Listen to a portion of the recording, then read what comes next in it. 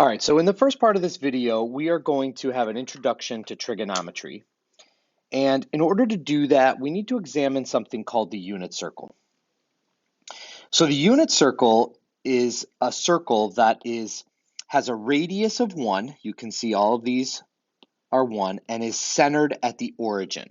So that's what a unit circle is called. Now, if I were to draw in a line extending from the center and then intersecting the circle in some place, we could actually form a triangle out of that. I can drop a line straight down, like so, and then I can connect it down here at the bottom. And what I formed is I formed a right triangle. So this would be a right angle right here. And then this angle right here, this is called theta. Theta. Theta. And it's basically like a circle, like a zero with a line through it. It's a Greek letter. And theta is commonly used to represent an angle measure. So that angle measure right there would be called theta. Now, using this unit circle, we can actually derive the three trigonometric ratios. And the three trigonometric ratios are sine, cosine,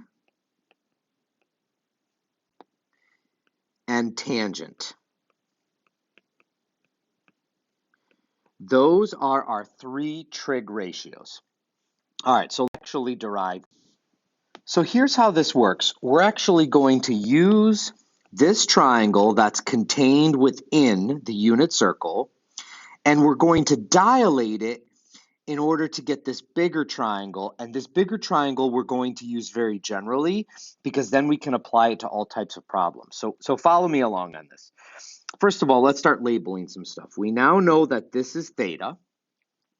And since we're going to dilate this triangle, we're going to end up with similar triangles, and we know that those have congruent angles. So in my picture over here to the right, this is theta and this is theta. Now, when you have this triangle within the unit circle, we know that this circle has a radius of 1, which means in the smaller triangle, that hypotenuse, its length is 1. So I now know that this is 1. After I dilate this triangle, it's going to be some length. We don't know what that is.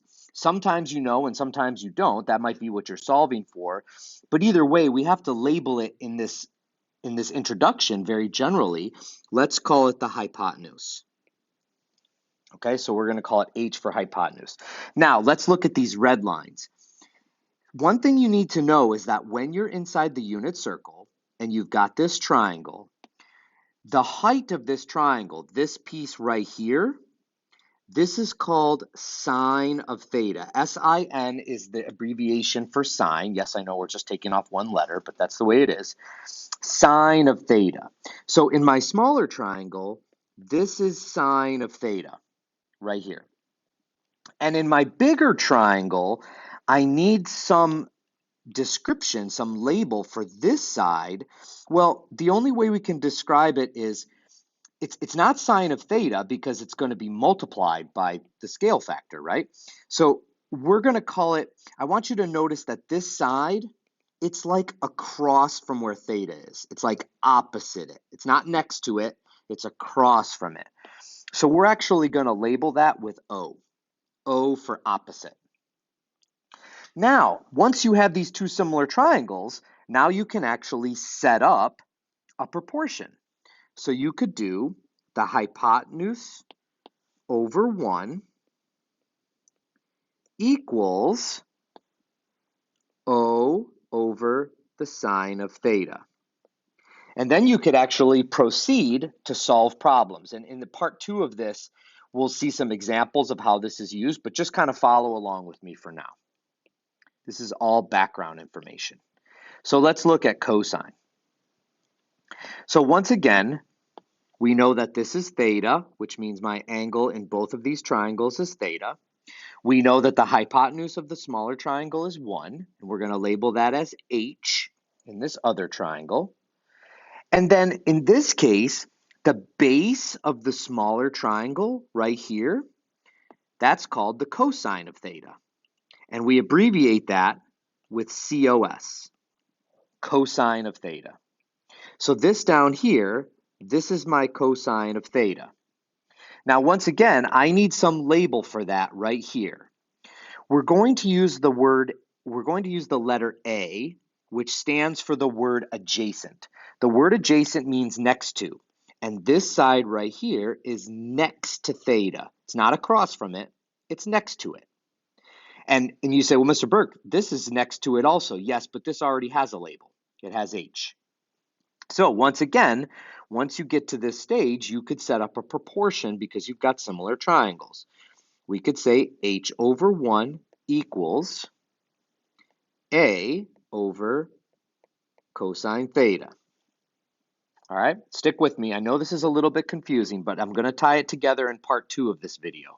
This is just background for right now. One more, which is tangent. Okay, so let's label everything. This is theta.